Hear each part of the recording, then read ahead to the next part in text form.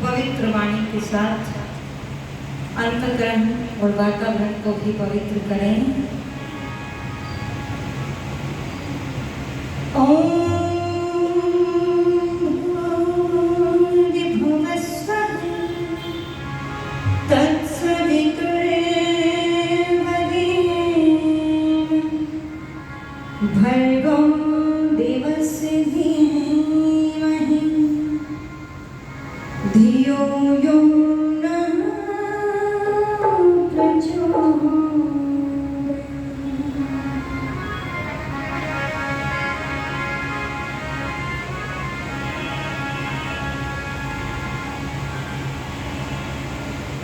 अग्ने मिले पुरोहितं यजस्रे मृत्विजं होतारं प्रद्विधान्तु।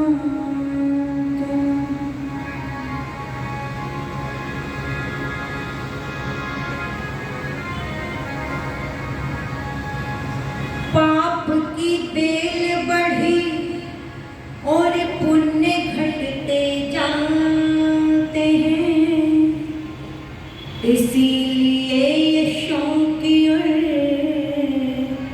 संताप बढ़ते जाते हैं।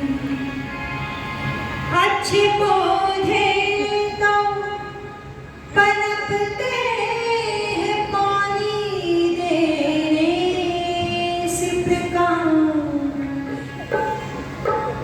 अच्छे पौधे तो पनपते हैं पानी देने से प्रकाश।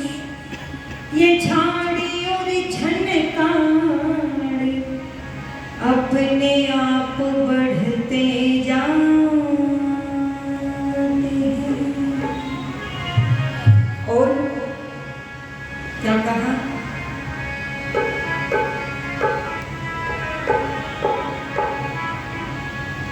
उठो नौजवानों, ये करके दिखा दो। मिला करके बजाओ, ऐसे थोड़ी, ठीक है ना? स्वर और ताल के साथ, रिदम के साथ। उठो नौजवानों, ये करके दिखा दो। तूफानों में जीवन के ये दीपक जला दो। तूफानों में जीवन के ये दीपक जला दो। उठो नौजवानों, ये करके दिखा दो। तूफानों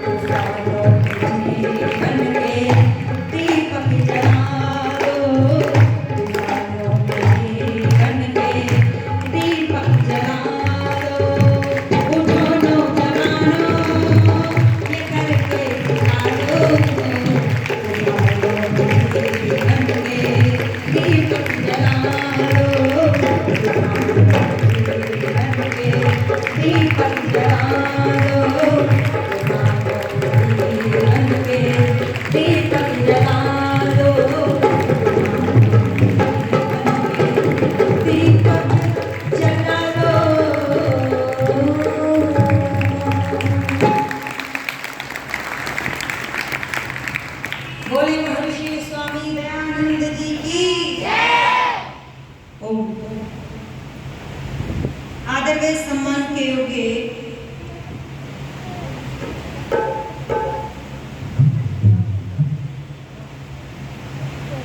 मंच का संचालन बड़ी निष्ठा और कर्मठता के साथ जो कर रहे हैं श्रद्धेय स्वामी जी महाराज श्री ब्रह्मानंद जी सरस्वती। कुछ नाम आप लोगों ने इस इश्तिहार में लिखे हुए हैं। कुछ प्रत्येक सत्र में उपस्थित होते हैं, कुछ एक दो सभाओं में देखने को मिले हैं और कुछ कारणवश परिस्थितियोंवश किसी भी सत्र में देखने को नहीं मिले हैं। पर अभी समय है, धीरे धीरे दर्शन होते रहेंगे। सभी का सम्मान करती हूँ। संरक्षक श्रद्धेय चौधरी बद्रूराम जी आर्य, गोपीचंद जी आर्य, संतोष भाई वैश्या जी, हमारे दादाजी आयुर्वेद हैं, प्रत्येक सत्र में उपस्थित होते हैं। आर्य समाज के प्रधान श्रद्धेय श्री चौधरी हरि सिंह सैनी जी, मंत्री जो बिल्कुल मंत्री की तरह सजग और प्रहरी बनकर के आर्य समाज के दरवाजे पर उपस्थित रहते हैं। जो लोग आते हैं, जो सक्षम नहीं होते चलने में, उनको पकड़ पकड़ करके भी ला करके कुर्सियों पर बिठा रहे हैं। श्रद्धेय श्री नरेंद्र पाल मिगलानी जी, कोषाध्यक्ष हमारे भाई युवा भाई श्री सत्य प्रकाश गोयल जी और उप प्रधान श्री रमेश कुमार लिखा जी, डॉक्टर मिश्री लाल जी, श्री महावीर खेड़ा जी, खेड़ा से होंगे भाई साहब श्री दलदेव आर्य जी, और अधिष्ठाता है वेद प्रचार मंडल के और मंच का संचालन कर रहे हैं श्रद्धेय स्वामी श्री ब्रह्मानंद जी, पुरोहित श्री करमवीर शास्त्री जी, पुस्तकालय के अध्यक्ष श्री रमेश गांधी जी, प्रबंधक श्री नंदलाल चोपड़ा जी, प्रेस प्रवक्ता बलराज मलिक जी, और जिनका विशेष स्नेह रहता है जब मैं यहाँ पर आती हूँ। और बीच बीच में भी कई वर्षों का गैप रहा, कुछ बीमारियों के कारण ये संसार में बीमारियाँ फैली इनकी वजह से, कुछ बच्चों की वजह से, लेकिन वो मेरे से फोन पर ऐसे ही जुड़े रहे, पूछते रहे संगीता कैसे हैं, बच्चे कैसे हैं, क्या कर रहे हो। ऐसे ही प्रचार मंत्री हैं श्री हमारे बाबूजी श्री राधे श्याम जी आर्य, उनका हम बहुत बहुत सम्मान करते हैं। बहुत दूर दूर से यहाँ पर महानुभाव उपस्थित हुए हैं। ऐसा मत सोचा करो कि संगीता हमारा नाम नहीं ले रही है जानबूझकर, कैसे, कोई बात नहीं है। मैं सभी का सम्मान हृदय की गहराइयों से करती हूँ, क्योंकि कुछ नाम कारणवश परिस्थितियों वश छूट जाते हैं, दिमाग से निकले पड़े हैं। और वो लोग कुछ नाम मैं सोचती हूँ कि कुछ बातें, कुछ चर्चाएं भी आपके बीच में करूँ। हमारे भाई बैठे हैं, अब चेहरा तो मुझे याद रहता है, ईश्वर की कृपा है, मैं भूलती नहीं। हाँ, श्री सूर्यदेव जी, नाम मैं भूल जाती हूँ, ये कमी है मेरे अंदर, पर कितनी भी कोशिश करती रहूँ सुधार नहीं कर पा रही हूँ। और कुछ नहीं भूलती, बस नाम ही भूलती हूँ। मैं निवेदन कर दूँ, आइए मेरे प्यारे प्यारे छोटे छोटे बालक और बालिकाएं, उनके गुरुजन अध्यापिकाएं बड़ी निष्ठा के साथ अपने बच्चों को तैयार कर रही हैं और बड़ी सुंदर चर्चा जिनके माध्यम से आपने सुनी, श्रद्धेय आचार्य श्री वेदपाल जी, और भजनों के माध्यम से सुना हमारे भाई प्रताप जी को आपने, बड़े ओजस्वी भजन आपने सुनाए हैं। मैं थोड़ी सी चर्चा आपके समक्ष कर दूं, बस जोड़ते हुए अपनी बात वहीं से प्रारंभ करूंगी। अभी बात हो रही थी कि मन करता है, क्या मन करता है बच्चों? बच्चों से पूछे, क्योंकि बच्चों का बहुत कुछ मन करता है। बड़ों के मन तो फिर भी थोड़े से बदल जाते हैं, करते नहीं इतना मन। क्यों बेटियों, क्या मन करता है? अरे बोलो। जैसा सूट सहेली ने लिया ऐसा मैं भी ले लूं, ऐसा मन करता है। जैसे सैंडल सहेली पहन रही है, मैं भी ऐसे सैंडल खरीदूंगी बस जाकर। और तुम्हारा क्या मन करता है? बोले जैसा फोन इसके पास है, मैं इससे बड़े वाला फोन, ये बराबर नहीं रहते, ये उससे बड़े वाले के सपने देखते हैं। पिताजी मोटरसाइकिल दिला दो, हैसियत साइकिल पर चलने की भी नहीं बनी अभी तक, और पिता के पैसे से कहता है क्या दिला दो? मोटरसाइकिल। और मैं निवेदन कर दूं, आज अपने आप को हिंदू कहने वाले माता पिता, विशेषता देखिए, वो सोचते हैं कि हमारे बच्चों को हम समस्त सुविधाएं बोलो करा दे, इनको कुछ मेहनत करनी ना पड़े। हो सकता है आपको मेरी बात अच्छी ना लगे, पर जब मैं मुंबई के अंदर कार्यक्रम में गई तो उन लोगों ने फ्लाइट से बुलाया। तो जब फ्लाइट से हम दोनों ही गए थे, ये दो बच्चे नहीं थे, एक बेटी थी मेरे पास, बड़ी बेटी है मेरी 13 साल की। तो जब उसने, वो भी कह रही थी मैं भी आपके साथ जाऊंगी, मैं भी फ्लाइट में बैठना चाहती हूँ, लगभग 3-4 साल पहले की बात हो गई। तो मैंने उससे हंस करके ये कहा, देखो मुझे ना तो मेरे माता पिता ने फ्लाइट में बिठाया, ना मेरे सास ससुर ने बिठाया, जैसे मैं बैठी हूँ ऐसे ही तुम बैठ जाना। अब मुझे नहीं पता मैंने उसको गलत कहा या सही कहा।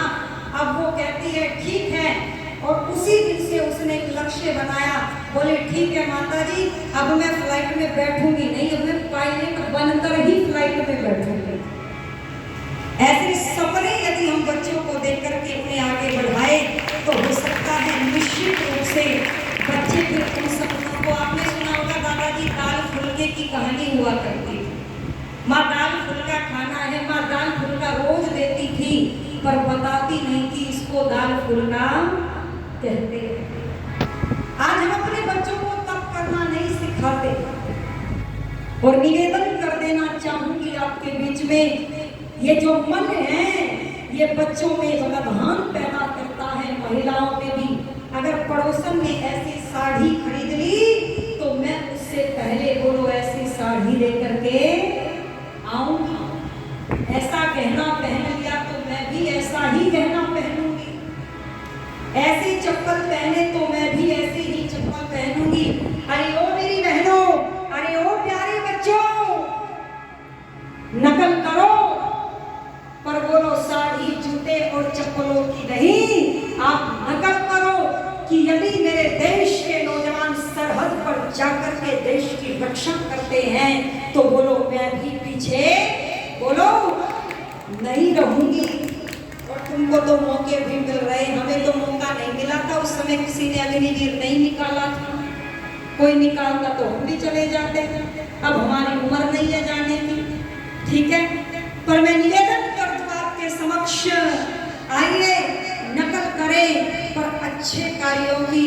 अरे जब सुभाष चंद्र बोस निकल करके चले राष्ट्र की आजादी के लिए तो कुछ बहनों ने, या कह दो उनकी भाभी ने सुभाष से कहा, सुभाष तुम पूरी दुनिया घूमते हो, कुछ हमारे लिए भी तो लेकर के आओ। सुन लेना, मंगाना चाहिए ना। सुभाष ने कहा हाँ भाभी बताओ क्या चाहिए। तो मेरी बहन कहती है महिलाओं को सबसे अच्छी सबसे प्रिय साड़ी लगती है, मुझे भी साड़ी चाहिए, बस इतनी सी बात। अरे साड़ी तो बाजार में बहुत बिकती है, अभी ला करके दे दूंगा। नहीं सुभाष, मुझे मामूली साड़ी नहीं चाहिए। ओहो भाभी, चलो यहाँ से नहीं, अच्छे शहर से बनारस से बनारसी साड़ियाँ प्रसिद्ध होती है, वहां से ला करके दूंगा। नहीं सुभाष, मेरी साड़ी में कुछ विशेषता होंगी और मेरी विशेषता वाली साड़ी ला करके तुझे देनी है। और क्या कहती है बहनों, तुम भी आज से ऐसी ही बोलो इच्छाएं करना, ऐसी वस्तुओं की नकल करना। और क्या कहती है तो सुनो, दोस्त ऐसी साड़ी लाइए रे, बस तुम सुन लो ठीक है। दोस्त ऐसी साड़ी लाइए रे जिसकी चमक निराली। दोस्त ऐसी साड़ी लाइए रे जिसकी चमक निराली। दोस्त ऐसी साड़ी लाइए रे जिसकी चमक निराली। चमक निराली जिसकी चमक निराली। चमक निराली जिसकी चमक निराली। दोस्त ऐसी साड़ी लाइए रे जिसकी चमक निराली।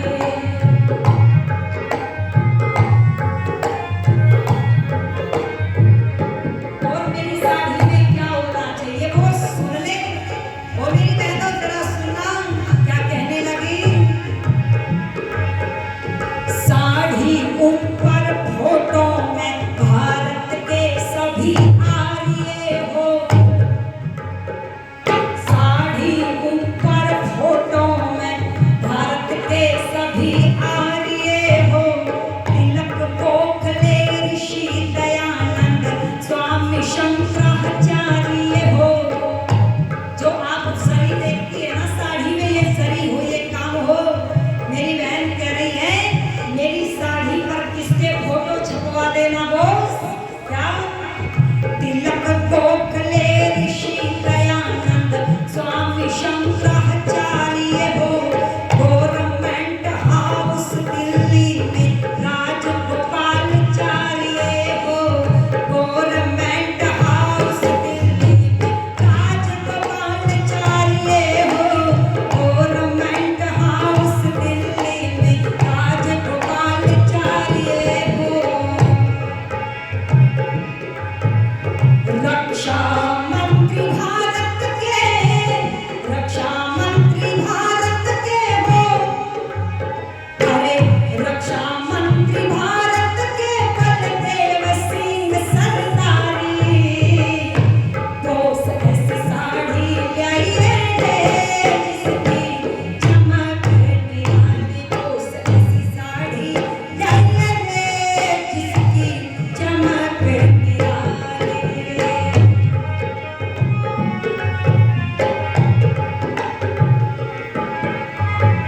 और क्या हो, ये तो सामने के फोटो बताए हैं बॉस। और नीचे साड़ी के जो पल्ले पर जो मेरी बहनें बहुत अच्छे ढंग से बना करके चलती है, उस पर किस किस के फोटो छपे हो तो सुन लो। राजेंद्र प्रसाद पटेल गांधी वीर सावरकर हो। राजेंद्र प्रसाद पटेल गांधी वीर सावरकर हो। हंसते हंसते जेलों अंदर मरने को तैयार भी हो। हंसते हंसते जेलों अंदर मरने को तैयार भी हो।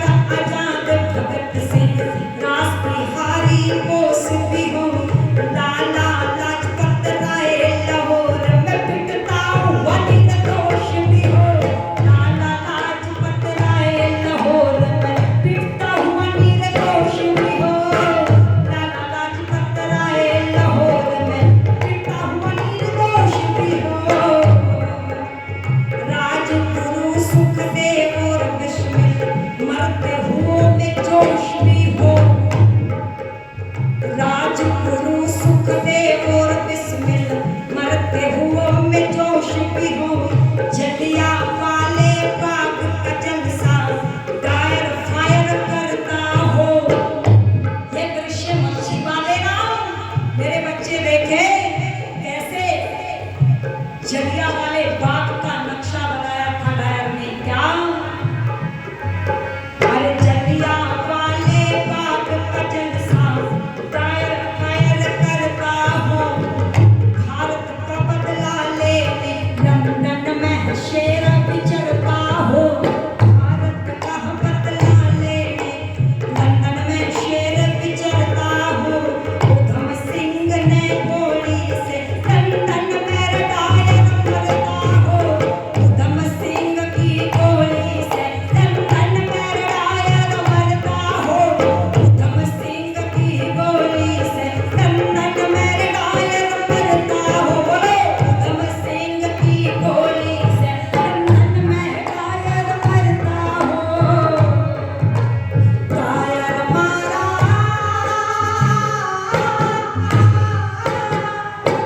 डायर मारा और मनाना गया कार वो खाली। दोस्त ऐसी साड़ी लाई रे जिसकी चमक निराली, दोस्त ऐसी साड़ी लाई रे जिसकी चमक निराली।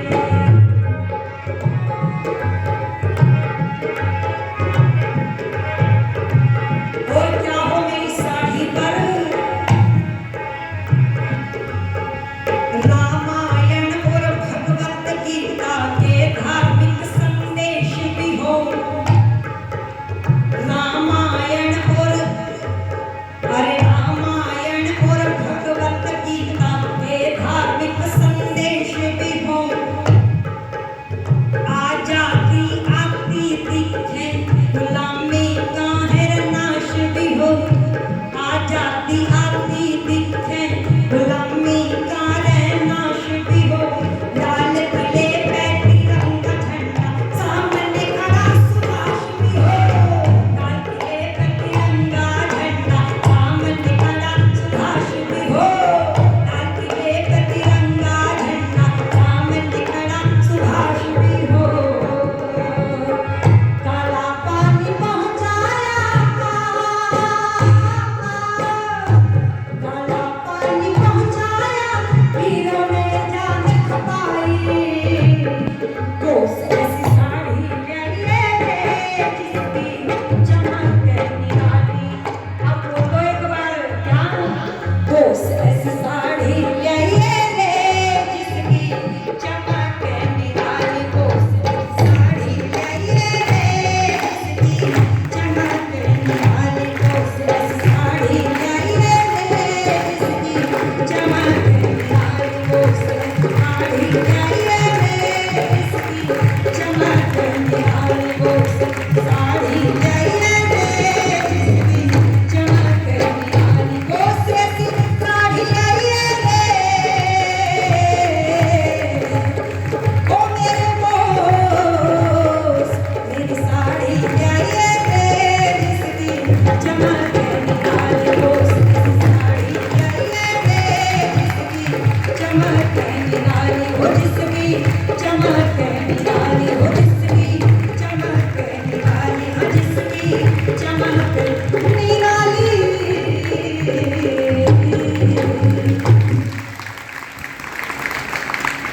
बोले नेताजी सुभाष चंद्र बोस की। हमारे बाबूजी आदरणीय देवेंद्र सैनी जी के पुत्र वेदांतपुर जी ने भी 200 रुपए दिए हैं और समाज के उप मंत्री सत्येंद्र रावत जी आपको 200 रुपए दिए। बहुत बहुत धन्यवाद करती हूँ। हमारा छोटा सा बेटा क्या बता दीपेंद्र, अच्छा हमारे दादाजी ने भिजवाए हैं। अच्छा दीप कुमार जी ने अपनी पवित्र कमाई से 100 रुपए में आपका भी बहुत बहुत धन्यवाद करती हूँ। ये इच्छाएं हुआ करती थी हमारे देश में महिलाओं की।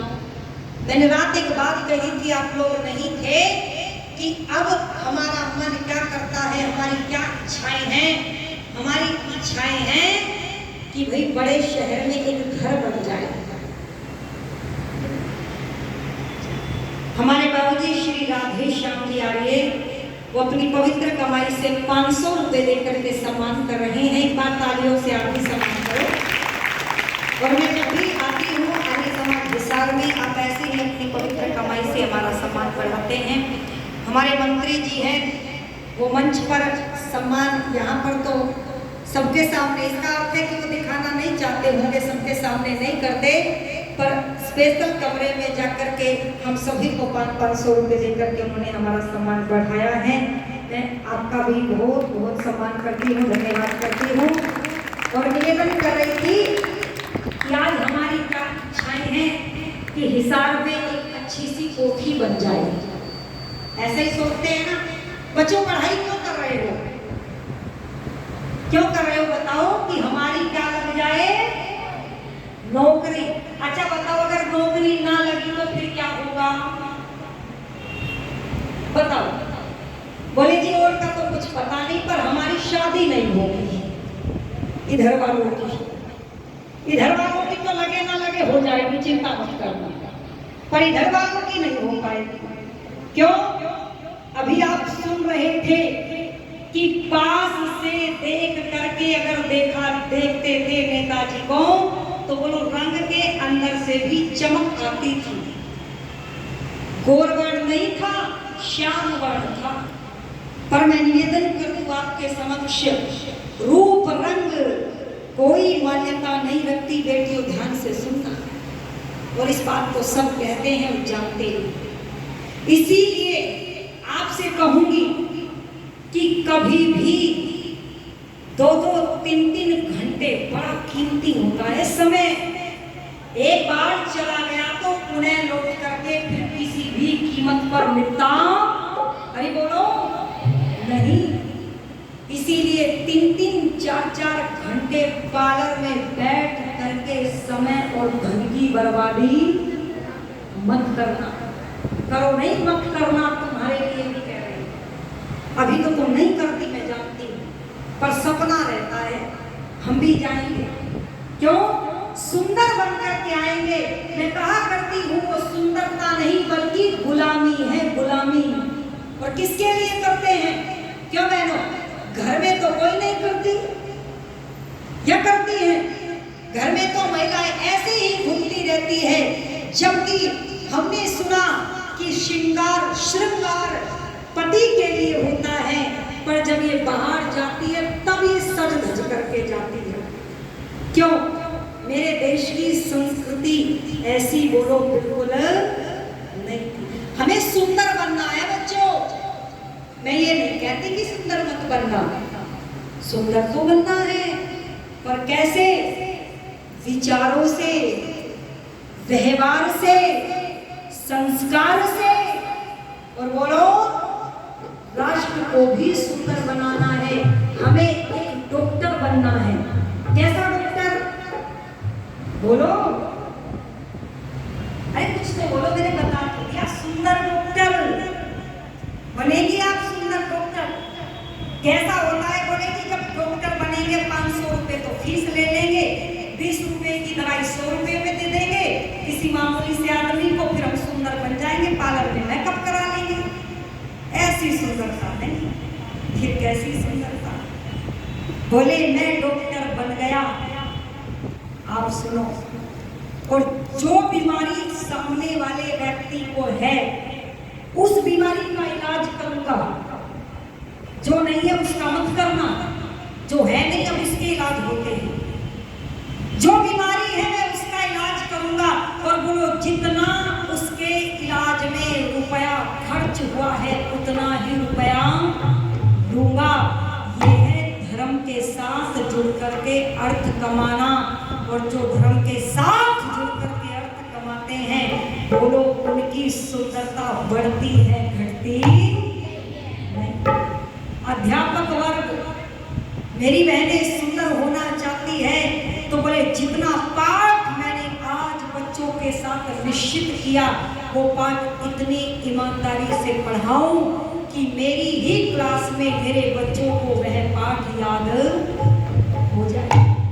आजकल क्या होता है, छोटे छोटे बच्चों को बस टिक लगा करके किताब में दे दिया जाता है, ये याद करके आना, ये याद करके आना, ये याद करके आना। और बोलो जब याद नहीं हुआ, क्योंकि सबके घर में तो पढ़े लिखे माता पिता नहीं है ना, आज तो पढ़ाई ऐसी है कि अध्यापक को भी पहले पढ़ना पड़ता है, फिर पढ़ाना पड़ता है। और जब वो पाठ याद नहीं हुआ तो बोले फिर ट्यूशन लगवाना, और ट्यूशन हमसे लगवाना।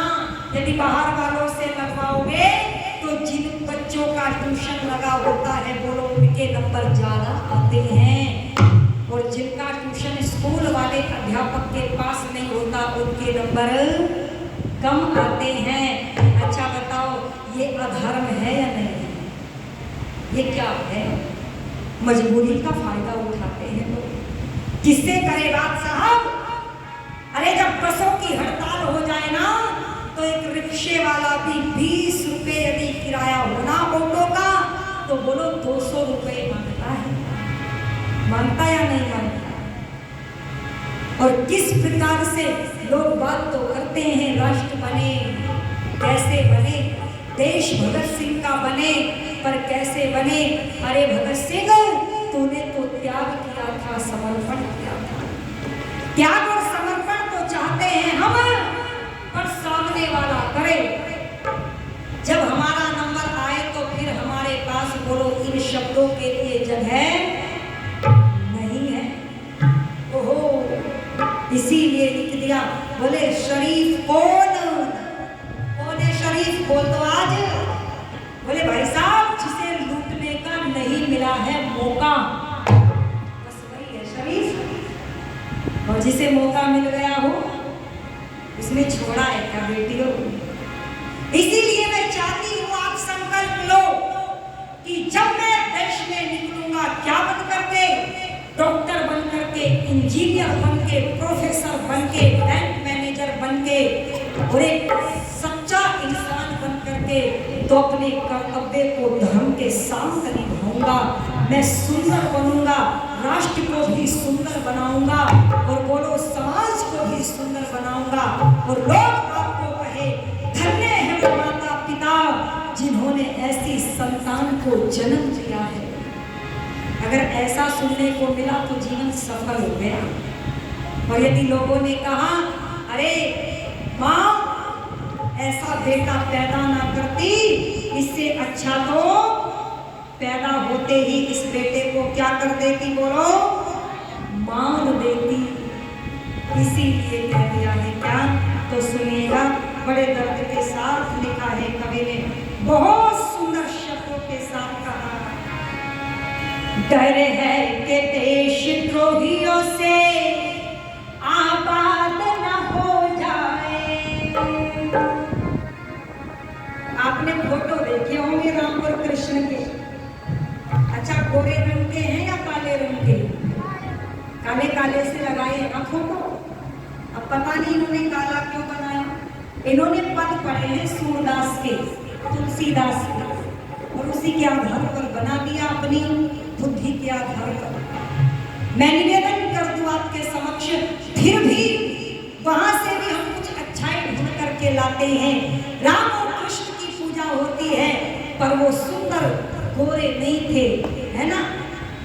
छत्रपति शिवाजी की पूजा होती है, क्या छत्रपति शिवाजी शरीर से सुंदर थे? नहीं थे, फिर भी लोग उनकी पूजा करते हैं। क्यों? क्योंकि वो कर्मों से सुंदर थे। डर है कि देशद्रोहियों से आपात न हो जाए, और ये भूमि राम श्याम की बर्बाद न हो जाए।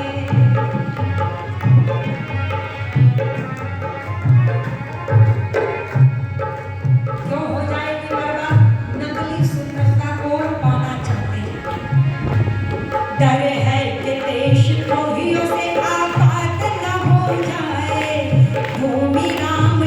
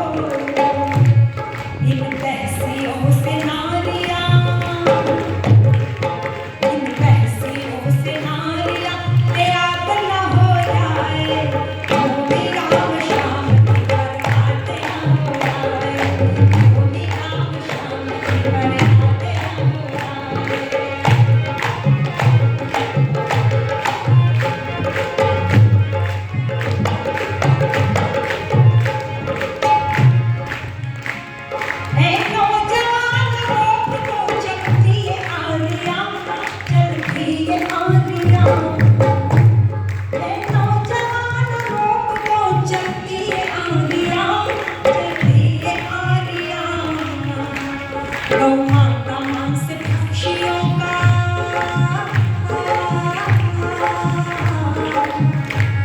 गौ माता मांस पक्षियों का त्रास न हो जाए, वो भी राम श्याम की बरसाते, वो भी राम श्याम की बरसाते हम जाए।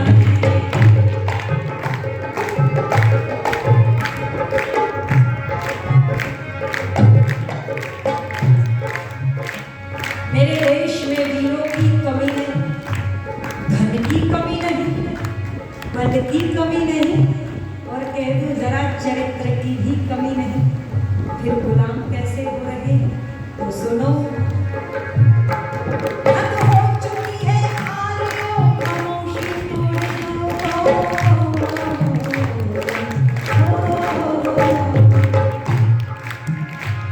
हद से गुजरते जा रहे पड़ोसी देश के, पड़ोसी देश के, हद से गुजरते जा रहे पड़ोसी देश के, पड़ोसी देश के, कश्मीर अंग देश का,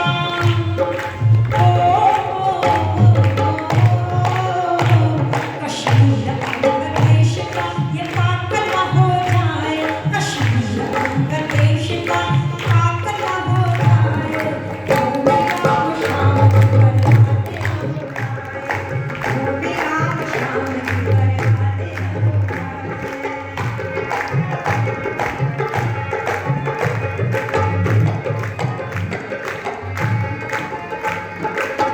दरवाजे पर लिखा, गर्व से कहो हमें, अरे बोलो हिंदू है, और घर में क्या पक रहा है साहब, मांस, और अपने आप को क्या कहते हैं, हम राम और कृष्ण के भक्त हैं।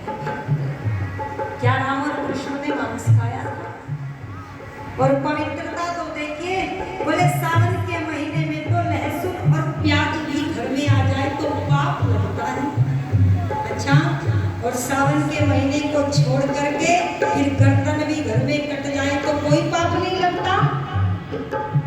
ये स्वार्थ, ये दोहरी मानसिकता, इसको समाप्त जो करेगा, बोलो वही सुंदर कहलाने का अधिकारी होगा।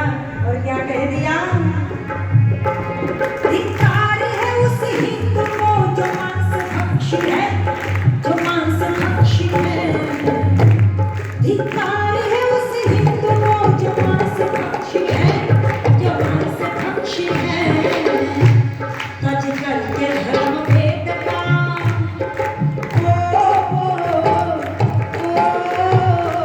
तज करके धर्म भेद का जल्लाद न हो जाए, तज करके धर्म भेद का जल्लाद न हो जाए, वो भी राम श्याम की बरसाते हम जाए, वो भी राम श्याम की बरसाते हम जाए।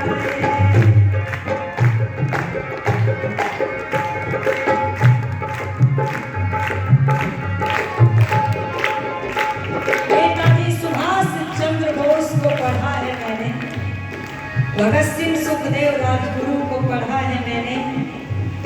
अरे 75 साल की आजादी का जश्न मनाने वालों, 1947 के उस दृश्य को भी याद कर लेना।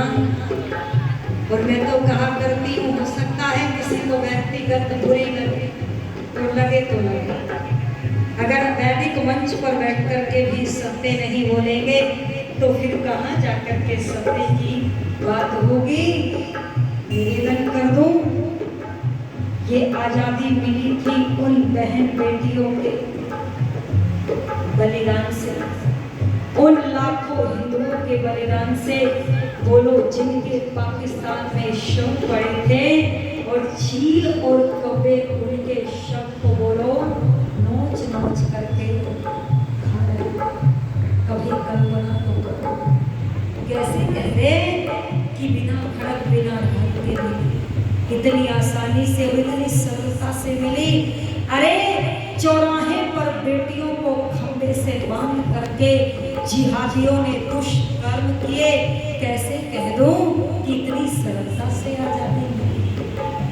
जीना चाहती थी बेटियां, फिर भी जहर पी करके प्राणों को त्याग रही थी। इज्जत कहेंगे, ऐ आर्यो, सौभाग्यशाली है आप कि आप आज 75 वर्षों के जश्न को मना रहे हैं, पर अपने पूर्वजों के बलिदान को मत भूल जाना। इसीलिए कह दिया है क्या, हद हो चुकी है आर्यो, खामोशी तोड़ दो।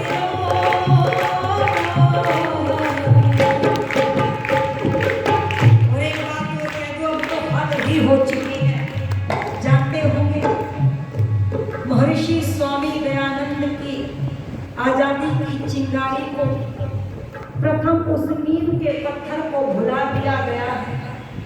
और आर्यो, यदि अभी भी लहू में उबाल नहीं आया तो फिर समझ लेना फिर कभी भी उबाल आने वाला नहीं है।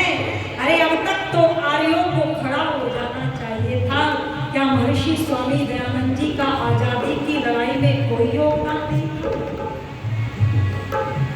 अगर ऋषि दयानंद दादा अर्जुन सिंह के परिवार में न होते तो बोलो भारत को कभी भी भगत सिंह जैसा क्रांतिकारी मिलने वाला। यदि आर्य समाज शाहजहांपुर ना होता, स्वामी सोमदेव जी ना होते तो बोलो कभी भी पंडित राम प्रसाद बिस्मिल मिलने वाला नहीं था। अरे आजादी की जब सभाएं हुआ करती थी नौजवानों की, पढ़ो आप नेताजी सुभाष चंद्र बोस को। दिल्ली के चांदनी चौक में नौजवानों को तैयार करने के लिए जब जलसा रखा तो वहां पर भजन हो रहे थे, भजन, और वो क्रांतिकारी कविताएं सुना करके जोश भरने वाला कौन था जानते हो? हरियाणा के घरोंदा के स्वामी भीष्म जी थे, जिनकी कविताओं को सुन करके बोलो नेताजी सुभाष चंद्र बोस भी जोश के साथ नौजवानों को तैयार कर रहे थे। और याद कर लो, जब हैदराबाद निजाम ने घंटे घड़ियाल मंदिरों पर रोक लगाई तो निकल कर के हर गांव हर शहर से अपनी संगीनों के सामने छाती को अड़ाने वाले वो कौन थे बोलो तो एक बार वो आर्य ही तो थे।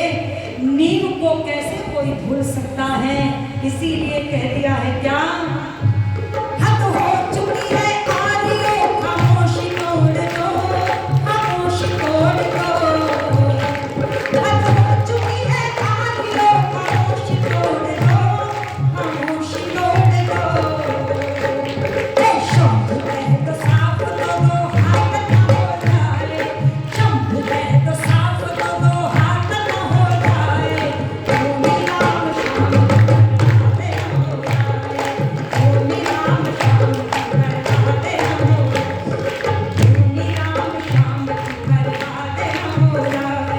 डर है कि देश द्रोहियों से आबाद न हो जाए, भूमि राम श्याम करवाते हो जाए, भूमि राम श्याम करवाते हो जाए, भूमि राम श्याम करवाते हो जाए, भूमि राम श्याम करवाते हो जाए, भूमि राम श्याम करवाते हो जाए।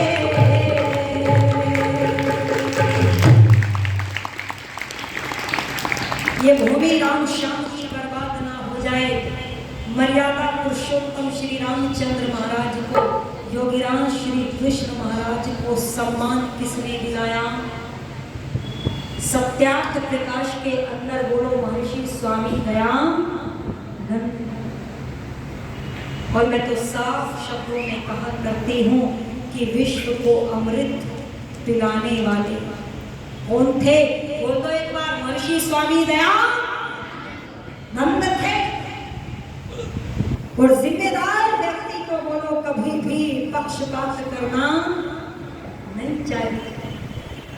रात बड़ी सुंदर चर्चाएं, कुछ लोग रात्रि में बच्चे नहीं होते, आप सुनते हैं देश राष्ट्र धर्म सर्वोपरि, और ऐसे बहुत सारे उदाहरण भरे पड़े हैं, पर 5 मिनट है, व्याख्या का समय नहीं।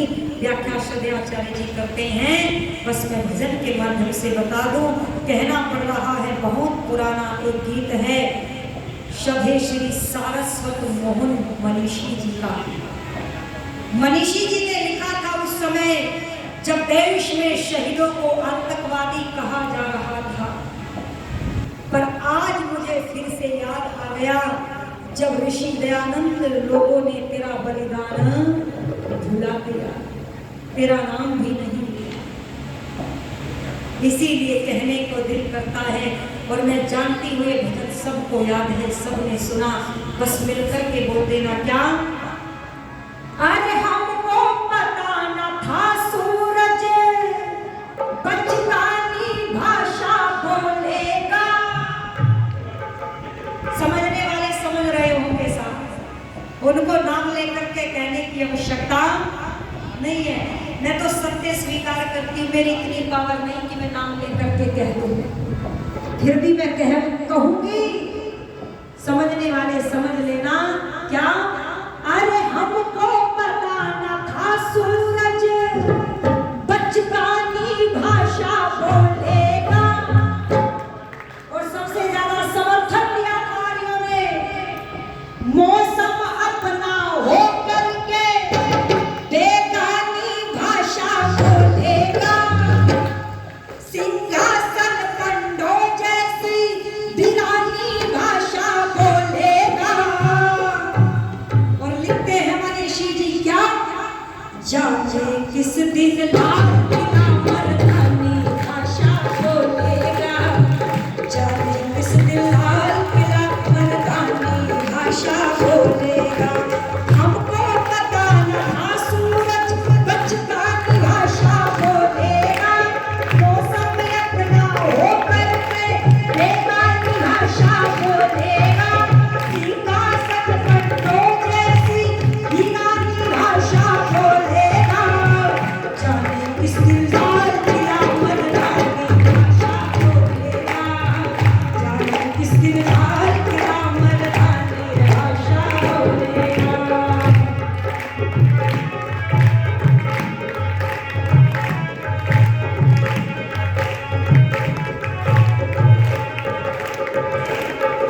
शिवाजी तेरी निर्भीकता याद आ गई, महाराणा प्रताप तेरी निडरता याद आ गई। कितनी निडरता, कितनी निर्भीकता उस समय जब देश गुलाम था। और क्या कह दिया, अभी तलक तो लोहे ने सोने की भाषा बोली है। अभी तलक तो लोहे ने सोने की भाषा बोली है। अभी तलक तो डोली ने अर्थी की भाषा बोली है। अभी तलक तो डोली ने अर्थी की भाषा बोली है। अभी तलक मुस्काने ने रोने की भाषा बोली है। मित्र पसंदी चोले ने चोले की भाषा बोली है। मित्र पसंदी चोले ने चोले की भाषा बोली है। युग का भगत सिंह किस दिन, युग का भगत सिंह किस दिन बलिदानी भाषा बोलेगा। और जाने किस दिन लाल किला मर्दानी भाषा बोलेगा। जाने किस दिन लाल किला मर्दानी भाषा बोलेगा।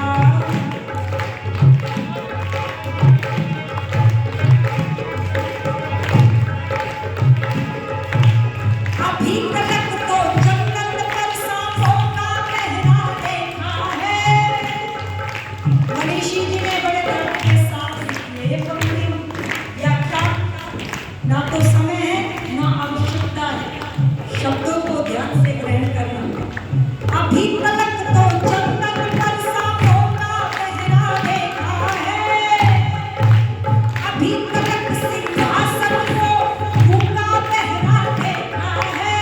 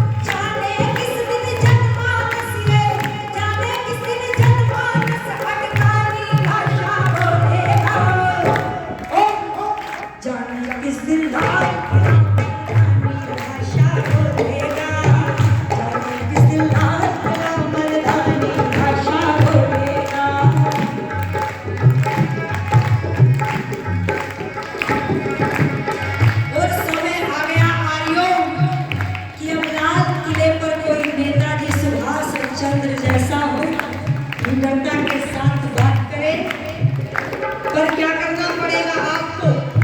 वो क्या कह दिया? जिस दिन जनता विश्व में लोगों पे जागो से सींचेगी, जिस दिन जनता विश्व में लोगों पे जागो से सींचेगी, जिस दिन बाहें भीम गली की अरे दुशासन को खींचेगी, जिस दिन बाहें भीम गली की दुशासन को खींचेगी, जिस दिन जय चंदो के बेटे घर कर देश छोड़ देंगे, जिस दिन जय चंदो के बेटे अरे घर कर देश छोड़ देंगे, जिस दिन जनता गद्दारों को संसद में से खींचेगी, जिस दिन जनता गद्दारों को संसद में से खींचेगी, जाने किस दिन जननायक ये, जाने किस दिन जननायक तूफानी भाषा बोलेगा। और एक बार बोल दो सभी, क्या जाने किस दिन भारतीय मर्दानी भाषा बोलेगा, जाने किस दिन भारतीय मर्दानी भाषा।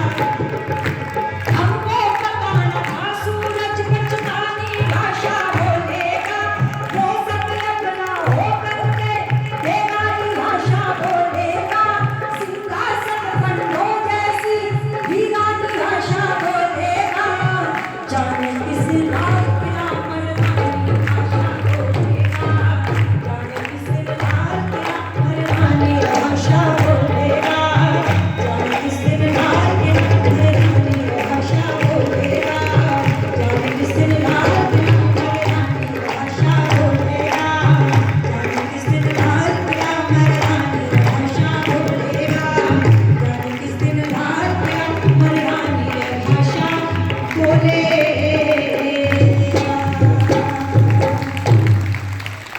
बोले महर्षि स्वामी दयानंद जी की, जिसे दिल में ना चैन था ना रात को आराम था, अरे दिल में एक दर्द लिए वो फिरता सुबह शाम था, पथिक अपनी जान दे करके हमें जान डाल दी, उसका तो वो तो नाम दयानंद सरस्वती नाम था, उसका तो दयानंद सरस्वती नाम था, वो उसका तो दयानंद सरस्वती नाम था। आप सबने सुना, मैं आपका करती हूँ धन्यवाद। और केवल मनोरंजन के लिए न सुने, ठीक है ना, आत्मरंजन के लिए सुने। मैथिली शंकुत जी कहा करते थे कि मनोरंजन कवि का मर्म नहीं होना चाहिए, बोलो उपदेश भी उसका धर्म होना चाहिए। उस धर्म का मैं निर्वाह करती हुई मैंने कुछ बातें रखी, और आप सबको बार बार मैं इसीलिए बता रही हूँ, अगर ये भजन आप पुनः सुनना चाहते हैं तो संगीत आर्या चैनल यूट्यूब पर खोलेंगे, जिन वीडियो पर फोन नंबर डाला है उसको आप सब्सक्राइब करें, आपको कल का भी कार्यक्रम सुबह का सुनने को मिलेगा, आज का भी सुनेगा। और ये आचार्य श्री राम स्वरूप जी, जिनको आप अच्छे ढंग से जानते हैं, उनके पौत्र हैं हमारे भाई अनुराग आर्य जी, उनका भी चैनल है वैदिक दर्पण हिसार, ये जो बना रहे हैं वीडियो, आप उनके भी चैनल को सब्सक्राइब करें। आपको समस्त हिसार की जो प्रतिक्रियाएं हैं वो वहाँ पर सुनने को देखने को मिलती है। बस मैं यही परवाणी को विराम दूंगी। एक बार जरा बोल दीजिए, बोले भारत माता की, महर्षि स्वामी दयानंद की, दंडी स्वामी गुरुवार गिरजानंद जी की। आप सभी का बहुत बहुत धन्यवाद। इति ओम शांति ही। अब तालियां जोर से बजाना, कंजूस टाइप में। जाने किस दिन लाल किला मर्दानी भाषा बोले।